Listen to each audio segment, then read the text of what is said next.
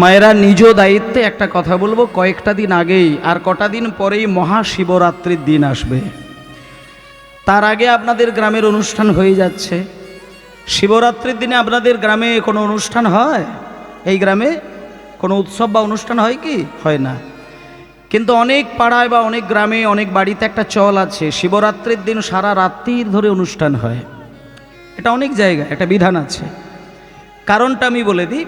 এখানে যত মায়েরা, বাবারা, ভাইয়েরা, বোনেরা সবাই আছেন, সবার ক্ষেত্রে একটা কঠোরভাবে আমি একটা বিধান বলে দিই। মহাশিবরাত্রির দিন যে দিনটা আসবে, ওই দিন সন্ধ্যা 6টা থেকে পরের দিন সকাল 6টা পর্যন্ত 12 ঘন্টা মানুষের যেটা অবশ্য কর্তব্য সেটা আমি বলে দিই। আস্তে আস্তে মশা হচ্ছে নাকি? ও মশা খাক না, ছেড়ে দাও। তা এই যে মহাশিবরাত্রির দিন মানুষ ঘুমিয়ে কাটায়, মায়েদেরকে বলি, দেখুন একটা কথা বলি, সত্য কথা বলি, আপনারা প্রমাণ পেয়ে যাবেন। আপনি যদি পাগলা গারদে যান, দেখবেন পাগলা গারদে এমনি দিনগুলোতে পাগলদের যেভাবে লক্ষ্য করার দায়িত্ব থাকে, অমাবস্যা পূর্ণিমার দিনে কিন্তু বেশি বেশি করে পাগলদের ওপরে লক্ষ্য রাখতে হয়। তার কারণটা কি জানেন? অমাবস্যার পূর্ণিমার দিন পাগলের পাগলামিটা দ্বিগুণ বেড়ে যায়। আর একটা কথা বলে দিই, যে মানুষ যে রোগে ভোগে, মনে করুন কেউ বাতের ব্যথায় ভুগছে, কারোর হার্টের যন্ত্রণায় ভুগছেন, কেউ প্রেশারের রোগে ভুগছেন, কেউ সুগারের রোগে ভুগছেন, আস্তে আস্তে আস্তে মানে এখানে যে মানুষ যে ব্যাধির মধ্যে আক্রান্ত হয়ে আছেন, আপনারা প্র্যাকটিক্যাল প্রমাণ নিয়ে দেখবেন অমাবস্যা পূর্ণিমা যেদিনটা হবে, আস্তে আস্তে বাবা, আস্তে আস্তে নিচু দিক করে, নিচে দিক করে, হ্যাঁ, কারো চোখের দিকে আবার স্প্রে করে দেবেন না। হ্যাঁ, ও না না, বিষ না হলেও বাবা আপনি চোখে দিয়ে দেখুন না কি হয়, বিষের দরকার নেই। নিতাই গৌর হরি বল, আস্তে, হ্যাঁ নিচের দিক মারবে বাবা, জয় নিতাই। হোমা অমাবস্যা পূর্ণিমা এই দুটো দিন যে মানুষ যে রোগ নিয়ে বসে আছেন, সেই রোগের প্রকোপ অমাবস্যা পূর্ণিমার দিনে আরো দ্বিগুণ বেড়ে যায়। এটা আপনারা প্রমাণ নিয়ে দেখবেন। এবং আরেকটা জিনিস বলে দিই, আপনি যদি অমাবস্যা পূর্ণিমার দিন সমুদ্রের ধারে গিয়ে দাঁড়ান, এমনিতে জলের ঢেউ যে গতিতে চলে তার থেকে অনেক গুণ বেশি উতাল পাতাল হয়। এটা কেন হয়? কারণটা বলে দিই। সৌরজগতের বিধান অনুসারে অমাবস্যা পূর্ণিমার দিনে গ্রহটা এমনভাবে সূর্যকে প্রদক্ষিণ করে, আস্তে যে কক্ষপথে প্রদক্ষিণ করে, সেখানে এমন একটা নিয়মে ওই গ্রহ ঘুরে বেড়ায়, সেখানে প্রকৃতির মধ্যে একটা শক্তির স্বাভাবিক উত্থান ঘটে। বিশেষ করে শিব চতুর্দশীর ওই শিবরাত্রির মহাশিবরাত্রির দিনটা সূর্যকে গ্রহ যখন ঘুরছে, এমনভাবে একটা নিয়মের মধ্যে ঘোরাফেরা করে, সারা বছরের মধ্যে একটা বিশেষ দিন যেটা শিবরাত্রির দিন, সেদিনটা এই প্রকৃতি থেকে একটা অদ্ভুত শক্তি, যে শক্তিটা মানুষের একান্ত প্রয়োজন, সেই শক্তিটাকে গ্রহণ করা, এবং সেই শক্তিকে যদি গ্রহণ না করে কেউ ঘুমিয়ে দিন কাটায়, প্রকৃতি থেকে আসা সারা বছরের প্রয়োজনীয় শক্তিকে তো হারাবেই, এবং তার নিজস্ব দেহের এবং মনের অনেক শক্তিকে সে হারিয়ে ফেলবে। এই জন্য আমি বলে দিচ্ছি, আপনি যদি একটা অপ্রাকৃত শক্তিকে আপনি নিজের হৃদয়ের মধ্যে নিতে চান, দেহের মধ্যে নিতে চান, তাহলে বছরের একটা দিন শিবরাত্রির দিনটা আপনি ঘুমাবেন না। যে মানুষ ওই দিনে যে স্বভাবে চলবে, তার স্বভাবটা সেই দিন থেকে সারা বছর বেড়ে যাবে। আপনি যদি শিবরাত্রির দিনটা ঘুমিয়ে কাটান, আপনার ঘুমানোর অভ্যাসটা বেশি বেশি করে হবে। আপনি যদি খারাপ চিন্তা করেন, খারাপ চিন্তার অভ্যাসটা বেড়ে যাবে। আর আপনি যদি ওই সময় ভগবানের নামের দিকে ধ্যান থাকেন, আপনার ভগবানকে ডাকার প্রবণতাটা বেড়ে যাবে। আর একটা কথা বলি, শিবরাত্রির রাত্রিটা সারা রাত্রির মানুষকে কিন্তু শুতে নেই, এটা নিয়ম। মানুষকে মেরুদণ্ড সোজা করে একাসনে বসে রাত্রির কাটাতে হয়, কিন্তু মানুষ সেটা পারে না। সেই জন্য একটা বিধান করে দিয়েছে যে শিবরাত্রি রাত্রিটাতে একটা অনুষ্ঠান করতে হবে, সেই অনুষ্ঠানটা দেখতে দেখতে মানুষ যাতে সারা রাত কাটিয়ে দিতে পারে। কিন্তু যেখানে অনুষ্ঠান হয় না সেখানে তো মানুষ ঘুমিয়ে কাটায়। কিন্তু আমি আপনাদের বলবো, যেন তেন প্রকারে শিবরাত্রির রাত্রিটা ঘুমিয়ে কাটাবেন না। দরকার হলে টিভিতে সিরিয়াল বা কোথায় অনুষ্ঠান হচ্ছে কি আড্ডাখানা তৈরি করে যে কোনো উপায়ে আপনি শিবরাত্রি রাত্রিটা আপনি জেগে থাকবেন এবং মেরুদণ্ড সোজা করে বসার চেষ্টা করবেন। তাহলে আপনি একটা অস্বাভাবিক একটা অসম্ভব প্রকৃতির শক্তিকে আপনি সঞ্চয় করতে পারবেন। ওই শিবরাত্রির দিনটা রাত্রিটা ঘুমাতে নেই। আপনি এই বছরটা পালন করে দেখবেন, বাকি সারাটা বছর আপনি কেমনভাবে কাটাচ্ছেন আপনি নিজের মধ্যে থেকে আপনি বিচার করে দেখবেন। আর একটা দিন হচ্ছে দেওয়ালি পুজোর দিন। কালী পুজোর দিন থেকে পৌষ সংক্রান্তি পর্যন্ত প্রত্যেকটা মাকে আমি বলে দিই, সকালবেলায় আর সন্ধ্যাবেলায় যেটা করবেন, যেটাকে বলছে ওই দেওয়ালির দিন কিংবা বলছে ওটা ধনতেরাস। এই যে ধনতেরাস বলে কি কথা, ধনতেরাস নয়, ধন ত্রয়োদশী। কথাটা হচ্ছে ধন ত্রয়োদশী। ধন ত্রয়োদশী কথাটা সহজে বলতে বলতে ধনতেরাস হয়ে গেছে। মানে ধন্বন্তরীর প্রকটের দিন ওই ত্রয়োদশী তিথিতে, তাই ওই দিনটাকে বলে ধন্বন্তরীর দিবস, মানে ধন ত্রয়োদশীর দিন, যেটা হয়ে গেছে ধনতেরাস। আর মানুষ ওই ধনতেরাসের দিনে সোনা কিনে বাড়িতে আনে, কিন্তু ওটা নিয়ম নয়। ধন্বন্তরীর দিন সোনা কিনতে নেই, ধনতেরাসের দিনে সোনা কিনলে আনলেই মানুষ সুখ পাবে না। ধন ত্রয়োদশীর দিন থেকে ধন্বন্তরীর ব্রত করার দরকার। যে ধন্বন্তরী আয়ুর্বেদের স্রষ্টা, যে ধন্বন্তরীর সেবা করলে মন আর দেহের ব্যাধি দূর করেন, সেই ধন্বন্তরীর পুজো করতে হয়। ওই ধন ত্রয়োদশীর দিন থেকে পৌষ সংক্রান্তি পর্যন্ত যদি কেউ পালন করে যেতে পারে, তাহলে তার মনের আর দেহের মধ্যে থাকা ব্যাধি কিন্তু অনেকাংশে কমে যাবে। এবার আপনি কি করে করবেন, আপনি একটা সহজ উপায় বলে দিই। ধন ত্রয়োদশীর দিন থেকে পৌষ সংক্রান্তি পর্যন্ত সকালবেলা সন্ধ্যাবেলায় আপনি ঠাকুর ঘরে বসে একেবারে প্রভাতে ব্রহ্ম মুহূর্তে উঠে আপনি 1 ঘন্টা ভগবানের কাছে নাম করবেন। আর সন্ধ্যাবেলায় ভগবানের কাছে একটা আলপনা আঁকবেন। সেই আলপনা এঁকে আলপনার সামনে আপনি হাত জোড় করে ভগবানের নাম স্মরণ নিয়ে যাবেন। আজকে থেকে আমি বলে দিলাম, প্রমাণ যদি না পান আমাকে ফোন করে জানাবেন। ধন ত্রয়োদশীর দিন থেকে পৌষ সংক্রান্তি পর্যন্ত আমরা কিন্তু ওগুলো উচ্ছেদ করে দিয়ে একেবারে পৌষ সংক্রান্তিতে আলপনা দিই, মাঝখানে কিন্তু আর দিই না। কিন্তু আমি আপনাদের বলে দিচ্ছি, ধনতেরাসের দিন থেকে পৌষ সংক্রান্তি একেবারে টানা কয়েকটা দিন একেবারে প্রভাতকালে উঠবেন, ঘুমানো যাবে না। আপনি সারা রাত ঘুমান, প্রভাতে উঠবেন, আপনি ভগবানের কাছে মিনিমাম আধা ঘন্টা নাম করবেন, উচ্চস্বরে করবেন, সবাইকে বলে দিচ্ছি। আর সন্ধ্যাবেলায় একটা আলপনা আঁকবেন, তার কাছে বসে আপনি হাত জোড় করে তার নাম স্মরণ করবেন। এইভাবে আপনি করে যান, আপনি দেখবেন ওই মানুষ যখন মারা যায়, আপনি একটা সত্য কথা বলি, এই গ্রামে যখন মানুষ মারা যাবে, আমি বলে দিচ্ছি 100 জনের মধ্যে 80 জন মানুষের হিসাব রাখবেন ওই ধন ত্রয়োদশী দেশে পৌষ সংক্রান্তি এই কয়েকটা দিনের মধ্যেই কিন্তু মানুষ বেশি মরে। আপনি এটা প্রমাণ নিয়ে দেখবেন। ধন ত্রয়োদশীর দিন থেকে পৌষ সংক্রান্তি এই কয়েকটা দিনের মধ্যেই মানুষের বেশি মৃত্যু ঘটে, বেশি মানুষের জীবনে ব্যাধি আর মনের ব্যাধি আসে। আর ওই মনের আর দেহের ব্যাধিকে দূর করার জন্য ওই কয়েকটা দিন খুব সচেতন হয়ে তার স্মরণ নিতে হয়। এটা আপনারা করে যাবেন। বিশেষ করে যারা বেশি অসুস্থ আছেন তারা বেশি বেশি করে করবেন, আপনি সুস্থ হয়ে উঠবেন। এবার দেহকে সুস্থ রাখলেই মন সুস্থ থাকবে, আর মন সুস্থ থাকলে আপনি মনে করলেই ঈশ্বরের নাম করতে পারবেন, আর ঈশ্বরের নাম করলেই আপনি উদ্ধার পেয়ে গেলেন। যে মানুষ ঈশ্বরের নাম করে না, সে মানুষ নিজেকে উদ্ধার করার কৌশল জানতে পারেন না। এরপরে আপনি হরিবাসরে বসে আপনি কীর্তন শুনবেন, তাতে আপনার কোনো দুঃখ নেই। হরিবাসরে কীর্তন শুনবেন, কিন্তু এই কাজগুলো আপনারা করবেন। চলুন সবাই মিলে একটুখানি এই সমস্ত কিছু নিয়ম রক্ষা করার পরে চলুন একসঙ্গে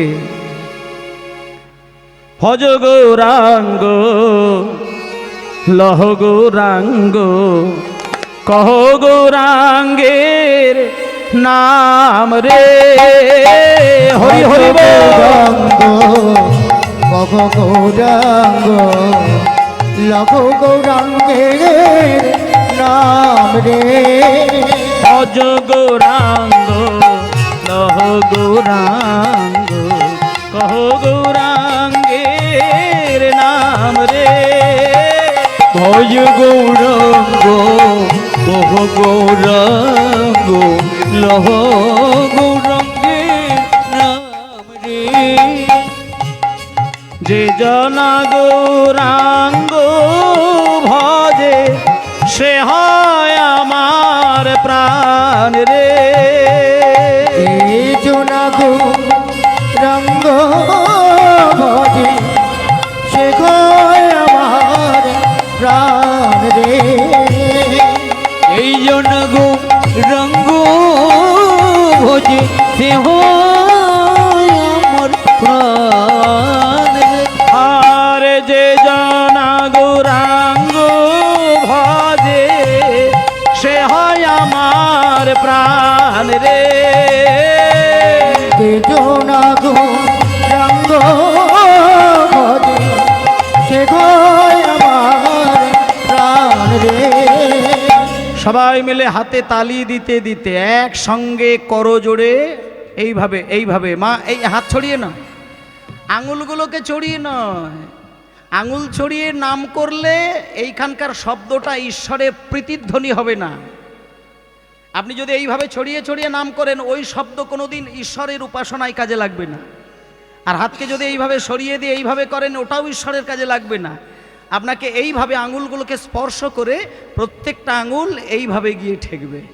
এখানে যদি শব্দ নাও হয় তাতে দুঃখ নেই, এই স্পর্শটাই গোবিন্দ সেবার জন্য। তাই বলুন, যে জনা গৌরাঙ্গ ভজে সে হয় আমার প্রাণ রে। যে জনা গৌরাঙ্গ ভজে সে হয় আমার প্রাণ রে।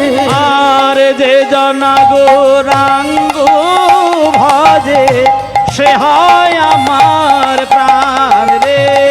ওই যে জনা গৌরাঙ্গ ভজে সে হয় আমার প্রাণ রে। ভজ গৌরাঙ্গ লহ গৌরাঙ্গ সহ গৌরাঙ্গের নাম রে। ভজ গৌরাঙ্গ ভজ গৌরাঙ্গ লঘ গৌরাঙ্গের নাম রে। ভজ গৌরাঙ্গ কহ গৌরাঙ্গ লঘ গৌরাঙ্গের নাম রে। শ্রী গুরু নিতাই গৌর ব্রহ্মানন্দে হরি বল।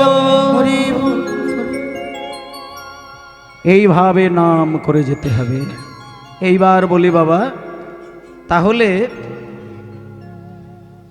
এটা যেহেতু আমাদের ধর্মের একটা বিশেষ মুহূর্ত, কীর্তন গানের বাসর মানে এটা একটা পবিত্র জায়গা। এখানে মনকে অন্যদিকে নিয়ে যাওয়াটাই কিন্তু আবার একাধারে নাম অপরাধের মধ্যে পড়বেন মায়েরা। হরিবাসরে বসলে পরে একটা সংকল্প করার বিধান আছে, সংকল্প করতে হয় যে হে ঠাকুর, আমাকে তুমি দয়া করে মানুষ করে পাঠিয়েছো, এর থেকে বেশি আমার পাওনা আর তোমার কাছে কিচ্ছু নেই। মানুষ করে পাঠিয়েছো এটাই তো বড় পাওনা, আর কি চাইবো? আমি চোখের সামনে কত মানুষকে দেখেছি, মায়ের গর্ভে জন্ম নিয়েছে, তাদেরও মা বাবা আছে, তাদেরও মা বাবা জন্ম দিয়েছে তাকে, সেও মানুষ, কিন্তু আমি দেখেছি দুটো চোখ তুমি তাকে দাওনি। একটা জিনিস বলি মা, এই যে আপনারা আজকে হরিনাম শুনছেন, আপনাদের দুটো কান আছে বলে আপনি শুনতে পারছেন, আর আমি যে দাঁড়িয়ে দাঁড়িয়ে হরিনামটা গাইছি দুটো চোখ আপনাকে ঈশ্বর দিয়েছে বলে তবে আপনি দেখতে পাচ্ছেন। কিন্তু একটা জিনিস বলি, আচ্ছা বলুন তো মা, আমরা কি এই সবেমাত্র এই জন্মেই মানুষ হলাম? এর আগে কি পৃথিবীতে আমাদের একবারও আসা হয়নি? অনেকবার এসেছি, কিন্তু আমাদের বুদ্ধি তো সেই জায়গায় নয়। আমরা পূর্বজন্মের কথাটা ভুলে যাই, মনে রাখতে পারি না। যদি মনে রাখতে পারতাম তাহলে কাউকে ভালোবাসতাম না, সবার আগে আমার হৃদয়ে আলো করে থাকতো সেই জগৎপতি ভগবান কৃষ্ণ। যখন হেড মুন্ডে ঊর্ধ্বপাদে যেদিন আমি মহাবিষ্ণুকে দেখেছিলাম, সেদিন তো কেঁদে কেঁদে কয়েকটা দিন আমি বলেছিলাম, ঠাকুর তুমি আমাকে সুন্দর করে তোমার এই জগৎভূমি আমায় দর্শন করাও না ঠাকুর। আমি কথা দিলাম, আমি কথা দিলাম। আমার এই মন, আমার এই দেহ সবার আগে আমি তোমার চরণে নিবেদন করব। আরে বাবা, আমি 4 লক্ষ বার, একবার, দুবার, 10 বার, 20 বার, 1000 বার, 1 লাখ বার নয়, 4 লক্ষ বার আমি পৃথিবীতে এসেছি, আবার চলে গিয়েছি, এসেছি, ফিরে গিয়েছি। এই আসা যাওয়া, আসা যাওয়া, আসা যাওয়া, আসা যাওয়া, এই কাজ আমার 4 লক্ষ বার এই পৃথিবীতে ঘটেছে। তবে সেটা মানুষ রূপে নয়, অন্যান্য প্রাণী রূপে। একটা কথা বলি, এখানে যারা যারা বসে আছেন সবার ক্ষেত্রেই বলছি, আর যারা কীর্তন শুনছেন না তাদের ক্ষেত্রেও বলছি। 4 লক্ষ বার প্রাণী হয়েছিলাম আমরা, তার মধ্যে 20 লক্ষ বার গাছের জন্ম হয়েছিল। আমাদের সবার হয়েছিল, আপনাদেরও হয়েছে, আমারও হয়েছে, সববার সববার সববার 20 লক্ষ বার গাছ। কিন্তু আমাদের ওই বৃক্ষ জন্মটা কোন দিন মুক্তি হলো? যেদিন আমি তুলসী বৃক্ষরূপে ডালপালা মিলতে শুরু করলাম, এবং আমি তুলসী গাছের জন্ম যখনই পেয়ে গেলাম, সেদিন আমার পাতা তুলে নিয়ে গোবিন্দের চরণে আমি স্থান পেলাম। এবং আমি মরে যাবার পরে আমার ডালপালাগুলো টুকরো টুকরো করে কেটে মালা তৈরি করে যেদিন আমি ভক্তের গলায় স্থান পেলাম, সেদিন আমার বৃক্ষ জন্ম শেষ। তাহলে 20 লক্ষ বার গাছ হয়েছিলাম। কে হয়েছিলাম? আমরা হয়েছিলাম। তারপরে 9 লক্ষ বার আমরা জলের ভেতরে জন্ম নিয়েছিলাম। মাছ, চিংড়ি, কাঁকড়া, হাঙর, কুমির, অক্টোপাস, কত কিছু হয়েছিলাম 9 লক্ষ বার। কবে আমাদের শেষ জন্ম হলো? যেদিন আমি শঙ্খরূপ ধারণ করে জলের ভেতরে জন্ম পেলাম। এবং দেখুন মা, একটা কথা বলি, প্রত্যেকটা জন্মের শেষ জন্ম কিন্তু কৃষ্ণের সেবায় লাগছে, ভগবানের সেবায় লাগছে। যেমন বৃক্ষ জন্ম 20 লাখ হয়েছিল, তার মধ্যে তুলসী গাছটা গোবিন্দ সেবায়। তারপরে জলের মধ্যে অনেক প্রাণী হয়েছিলাম, কিন্তু যখন আমার শঙ্খরূপ ধারণ হলো, সেদিন কিন্তু আমি গোবিন্দের আরতিকালে বেজে উঠলাম। আমার জলের জন্ম শেষ। আপনি হিসাব করে দেখুন, 80 লক্ষ বার প্রাণ শেষ হয়ে যাবে। 20 লক্ষ বার গাছ, 9 লক্ষ বার জলের ভেতরে, 11 লক্ষ বার পোকামাকড়। পোকামাকড়ের মধ্যে ফলের পোকা, ফুলের পোকা, গোবরের পোকা, কত রকমের পোকা হয়েছিলাম। কিন্তু কোন পোকা হয়েছিলাম যেটা আমার গোবিন্দের সেবায় লেগে গেল? যেদিন আমি বজ্রকীট রূপে শালগ্রাম শিলার ভেতরে স্থান পেলাম, সেদিন আমার কীট জনম সার্থক হয়ে গেল।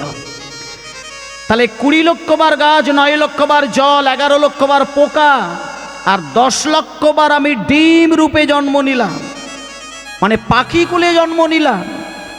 কাক, কোকিল, শিয়াস, শালিক, টিয়া, ময়না, বুলবুল, কত কিছু হয়েছিলাম। কিন্তু আমার ওই পক্ষী জন্ম শেষ হলো সেই জন্ম যেদিন আমি ময়ূর কুলে জন্ম নিলাম।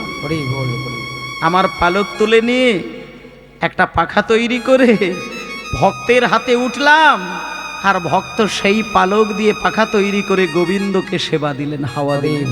সেদিন আমার পক্ষী জন্ম শেষ।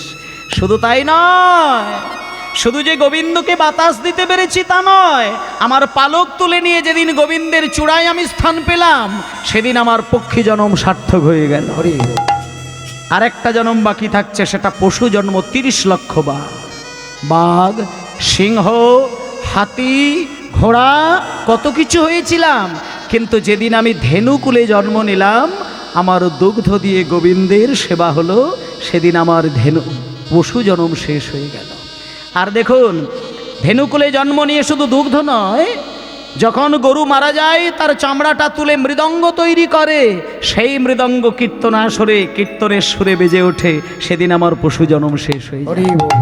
তাহলে 80 লক্ষটা জন্ম আমি কাটিয়ে দিলাম। এটা সবাই, কিন্তু শুধু আমরা নয়, সব্বাই সব্বাই সব্বাই 80টা জন্ম এইভাবে মানুষের পার হয়ে যায়। পড়ে থাকলো 4 লক্ষ বার। 4 লক্ষ বার মানুষের মধ্যে মানুষ কখনো কালা হয়, কখনো বোবা হয়, কখনো অন্ধ হয়, কখনো খোঁড়া হয়। এই বিভিন্নভাবে জন্ম নিয়ে কেঁদে কেঁদে আমি শুধু ভগবতাই কথা জানাতাম যে, হে ঠাকুর, তুমি ওকে ভালো করে পাঠালে, আমাকে তুমি বোবা করে জন্ম দিলে। তুমি সুস্থ সবল দেহ সবাইকে দান করলে, তুমি আমাকে খোঁড়া করে জন্ম দিলে। আমি তোমাকে একটা জিনিস শুধু জানাই, যেদিন আমার সুস্থ সবল দেহ দেবে, আমি কথা দিলাম আমার এই দেহ আর মন তোমার চরণ বিনা অন্য কোনো কাজে আমি দেব না। হরি বল, হরি বল। এইবার আপনারা বলুন তো, বলুন আপনারা, 84 লক্ষ বার এইভাবে ভগবানকে জানিয়ে যেতে যেতে যেতে যেতে যেদিন ভগবান তোমাকে সুস্থ দেহটা দিল, সেদিন দেহটা আমি কাকে দিলাম? কোন মানুষ সহজে গোবিন্দকে ডাকতে গিয়ে কাঁদে? কোন মানুষ কাঁদে? সেই মানুষই দেহটা গোবিন্দকে দিতে পেরেছে, সেই মানুষই মনটা গোবিন্দকে দিতে পেরেছে, যে মানুষ গোবিন্দের নাম করতে গিয়ে নয়নধারায় দেহ ভাসাতে পারে, সেই গোবিন্দের দাস হতে পারে। একটা জিনিস বলি যাই বাবা, সন্তানকে মানুষ করে মা, কেন? সন্তানের কাছ থেকে সুখ পাবার জন্য। স্বামী স্ত্রী ভালোবাসাবাসীর পর্ব চলে কেন? না একে অপরকে ভালোবাসার সুখ লাভের জন্য। কিন্তু যার প্রতি ভালোবাসা দিয়ে আপনি সুখ ভোগ করার চেষ্টা করেন, আপনি তৈরি থাকবেন আপনাকে সুখ দেবে না আপনাকে ব্যথা দেবে। একটা বাবা সন্তানের জন্য কি না করে বলুন? এখানে তো অনেক বাবা বসে আছেন, সন্তানের জন্য কি না করেন? মা মনে করলে নিজের বুক কেটে হৃৎপিণ্ডটা সন্তানকে দিয়ে দিতে পারেন, অনেক মা পারেন। সন্তানের জন্য মা নিজের হৃৎপিণ্ড কেটে অনায়াসে দিতে পারে, কিন্তু তার জন্য সন্তান মাকে কি দেয়? বাবা সারা জীবন মাথার ঘাম পায়ে ফেলে রোজগার করে সমস্ত টাকা নিঃস্বার্থে সন্তানের পিছনে ঢেলে দেয়, কিন্তু প্রতিদানে বাবা শেষের দিনে কি পায়? এখানে অনেক বাবা বসে আছেন, ভেবে দেখবেন, যতটুকু ভালোবেসে নিঃস্ব হয়ে যায় ততটুকু প্রতিদানে রিটার্ন কি পায়? ব্যথা পায়, ভালোবাসা পায় না। তাহলে দেখুন, সংসার মোহ জালে আবদ্ধ হয়ে মানুষ যাকে বেশি ভালোবাসে সে ব্যথা দেয়, পরম আনন্দ দিতে পারে না। তাই জন্য কীর্তনাসরে চৈতন্য মহাপ্রভুর আদর্শে যেটা বলেছে যে সংসারের জ্বালাই তুমি কাঁদতে শিখেছ, কিন্তু ভগবানকে ভালোবেসে তুমি এখনো পর্যন্ত এক ফোঁটা জল তুমি চোখ থেকে ফেলতে পারলে না। হোমা একটা কথা বলি, 3টি ঘন্টা হরিবাসরে বসে আপনি হরিনাম শুনবেন। আমি সবার ক্ষেত্রেই একটা কথা বলছি, ছেলের জন্য, মেয়ের জন্য, নাতির জন্য, নাতনির জন্য, স্বামীর জন্য, স্ত্রীর জন্য অনেক কেঁদেছেন। আপনি যতদিন না ঈশ্বরের জন্য কাঁদতে জানবেন ততদিন কিন্তু আপনি পরম শান্তি কাকে বলে আপনি কিন্তু পাবেন না। যে ব্যক্তি ঈশ্বরের জন্য কেঁদেছে সে এই নরকের মাঝখানেই স্বর্গ সুখটাকে খুঁজে পায়। আপনি কি চাইবেন? ভগবানকে চাইতে হবে না, ভগবানকে চাইতে লাগে না, ভগবানকে মুখে উচ্চারণ করে বলতে লাগে না, ঠাকুর ঘরে বসে ভগবানকে মনে মনে কিচ্ছু বলতে লাগে না। শুধু তার কল্যাণের জন্য যে ভক্ত দুবিন্দু নয়নের ধারায় কাঁদে, ভগবান তাকে অনায়াসেই রাজা করে দেয়। তাই বেশি কিছু নয়, শুধু ঈশ্বরকে সাধনা করে যাব, ভালোবেসে যাব। সবাই মিলে হরে কৃষ্ণ হরে কৃষ্ণ, এই গানটা কিন্তু সবাই মিলে গাইব মায়েরা। কৃষ্ণ কৃষ্ণ হরে হরে, হরে রাম হরে রাম, রাম রাম হরে হরে, হরে দাই গৌর ব্রহ্মানন্দ হরি বল। হরে কৃষ্ণ কৃষ্ণ কৃষ্ণ হরে হরে, হরে রাম হরে রাম, রাম রাম হরে হরে, হরে কৃষ্ণ কৃষ্ণ কৃষ্ণ হরে হরে, হরে রাম রাম রাম হরে হরে, হরে কৃষ্ণ সবাই মিলে হরি হরি হরে বল। কৃষ্ণ কৃষ্ণ কৃষ্ণ হরে হরে হরে রাম হরে রাম রাম রাম হরে হরে হরে কৃষ্ণ কৃষ্ণ কৃষ্ণ হরে হরে হরে রাম রাম রাম হরে হরে হরে কৃষ্ণ কৃষ্ণ কৃষ্ণ হরে হরে হরে রাম রাম রাম হরে হরে হরে কৃষ্ণ কৃষ্ণ কৃষ্ণ হরে হরে হরে রাম রাম রাম হরে হরে হরে কৃষ্ণ কৃষ্ণ কৃষ্ণ হরে হরে হরে রাম রাম হরে হরে। এই গানটা শুধু যদি এই গানটাই যদি একটা মানুষ সারা জীবন গাইতে পারে, তার আর কোনো গান গাইবার প্রয়োজন হবে না। আমি অনেক মানুষকে মনে মনে একটা দুঃখ করতে দেখেছি যে আমি তো মূর্খ মানুষ, মন্ত্র মনেও রাখতে পারি না, আর মন্ত্র পড়তেও পারি না, আর মুখস্থ করতেও পারি না। আমি অনেক অশিক্ষিত মানুষ যারা পড়াশুনো করে না, তারা মনে মনে একটা দুঃখ করে যে সংস্কৃত ভাষা যদি না জানে, সবাই বলে নাকি ভগবানের সেবা করা যায় না। সকালবেলায় মন্দিরে গিয়ে যখন আমি ভগবানকে জাগরণ করতে যাই, তখন আমি মন্ত্র বলে জাগাতে পারি না। দুপুরবেলায় যখন আমি ভোগ আরতি করতে যাই, তখন আমি মন্ত্র বলতে পারি না।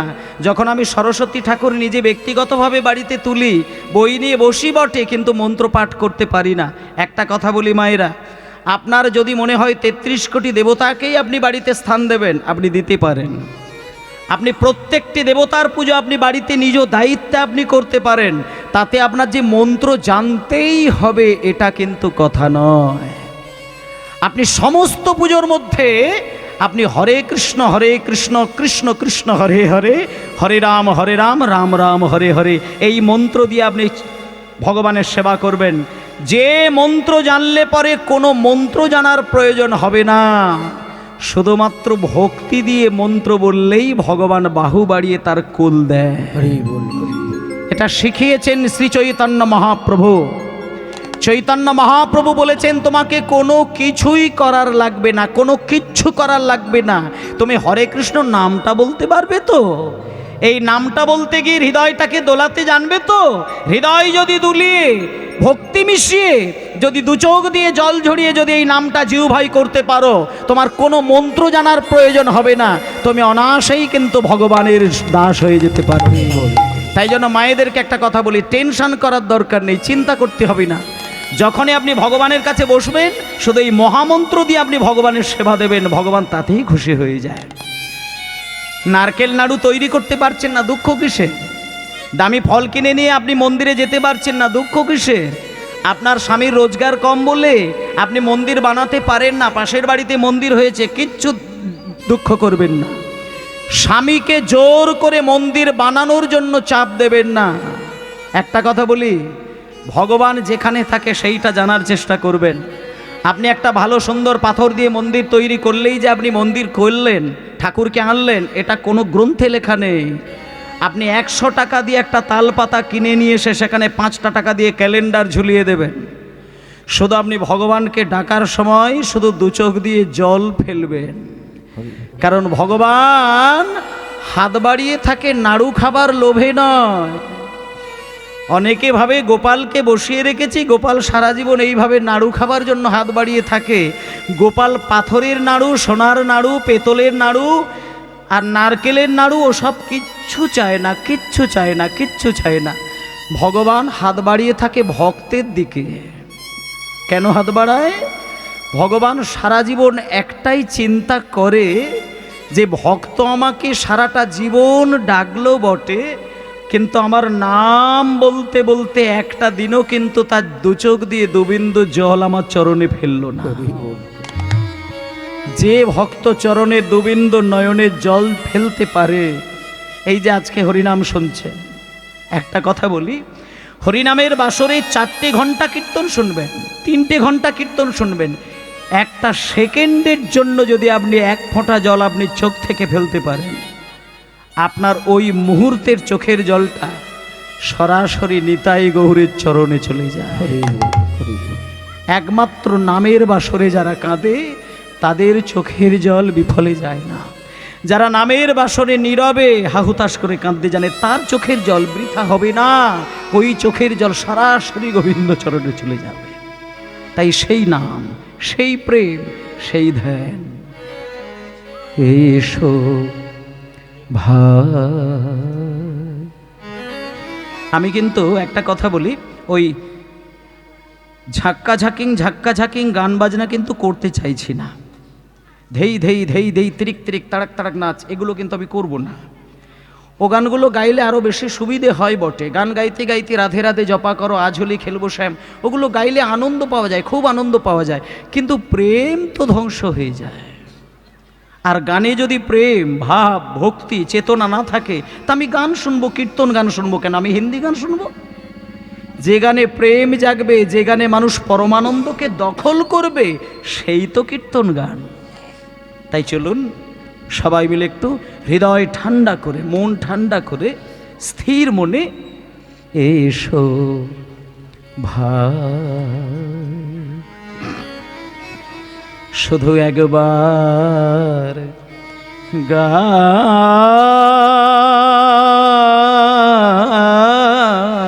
গাই, কৃষ্ণ নাম হরি নাম, নিতাই গৌর হরি হরি বল। গান গায়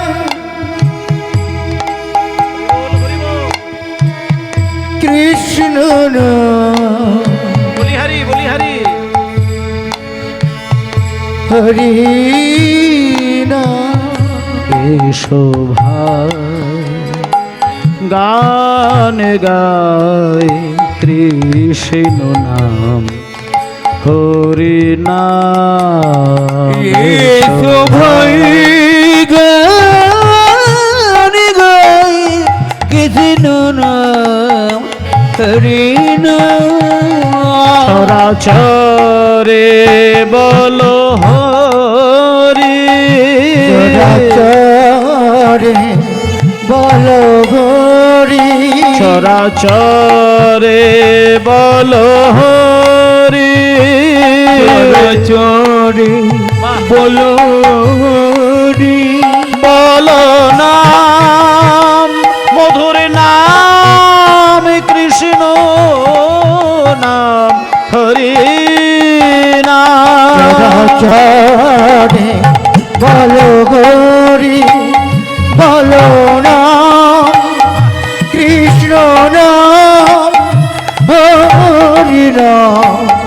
বলো ভাই এসো ভাই গান গায় কৃষ্ণ নাম হরি নাম। এসো ভাই নাম গাই কৃষ্ণ নাম রবি রাম।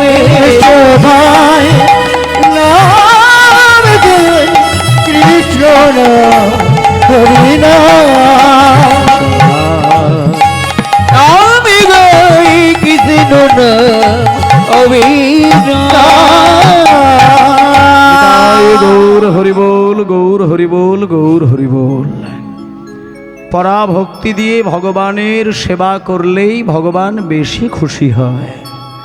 ভক্তমণ্ডলী মায়েরা, কাঁদতে যদি হয় তাকে বুকে জড়িয়ে ধরে কাঁদো। কেমন করে সংসারের মাঝে থেকেও গোবিন্দকে সেবা করা যায় তার প্রমাণ দিয়েছেন শ্রী চৈতন্য মহাপ্রভু। জয় নিতাই বাবা। হরি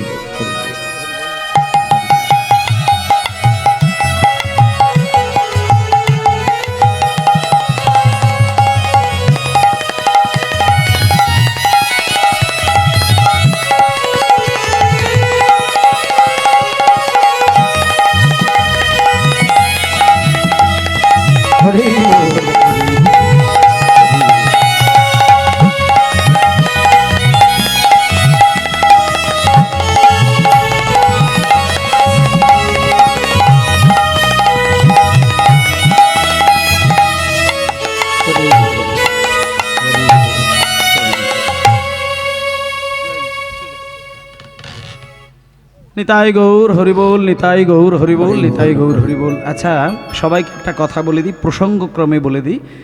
যারা মঞ্চে আসবেন বিভিন্ন মাঙ্গলিক কারণের জন্য, আপনারা আসবেন, যে যেটা দেবেন দিচ্ছেন, দক্ষিণার দিচ্ছেন, কিন্তু প্রণামটা আমাকে করবেন না। এটা কীর্তন শেষেও সবাইকে বলি, দরকার হলে আমার সামনে এসে একটু আশীর্বাদ করুন, ছোট বড় সবাইকে বলছি, আশীর্বাদ করবেন, প্রণাম কেউ করবেন না, প্রণাম করবেন না, এটা আমি প্রথমেই বলে দিলাম। শেষকালে সবাই আশীর্বাদ করবেন যেন এই আপনাদের মতন ভক্তের চরণ ধুলোটা সারাটা জনম মাথায় ধারণ করে রাখতে পারি। হরি বল, কারণ ভক্তের কৃপা ছাড়া কোনোদিন ভগবান লাভ হয় না। একটা শিল্পীর কাছে শ্রোতা আর ভক্ত এরাই তো আগে ঈশ্বর। তাহলে এখানে আপনারা তো আমার কাছে ঈশ্বর, আপনারা তো পরম গুরু, তাহলে আপনারা প্রণাম করবেন কেন?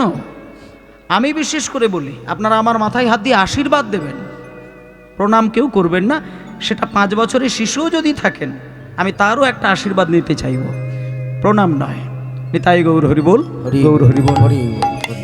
চৈতন্য মহাপ্রভু গোপাল, আসতে 5 বছরের ছেলে গোপালকে গুরু বানিয়েছিলেন শুধু একটা শিক্ষা লাভের জন্য।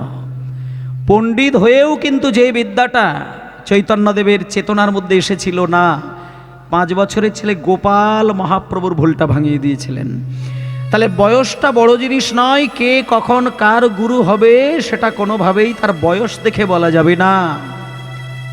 তাই জন্য বাবা একটা কথা বলি, কীর্তন শেষে আশীর্বাদ দেবেন। নিতাই গৌর হরিবোল, নিতাই গৌর হরিবোল, গৌর হরিবোল। চলুন, গৌরাঙ্গের সঙ্গে গণে নিত্য সিদ্ধ করি মানে, গৌরাঙ্গের সঙ্গে গণে নিত্য সিদ্ধ করি মানে, সে যায় ব্রজেন্দ্র সুত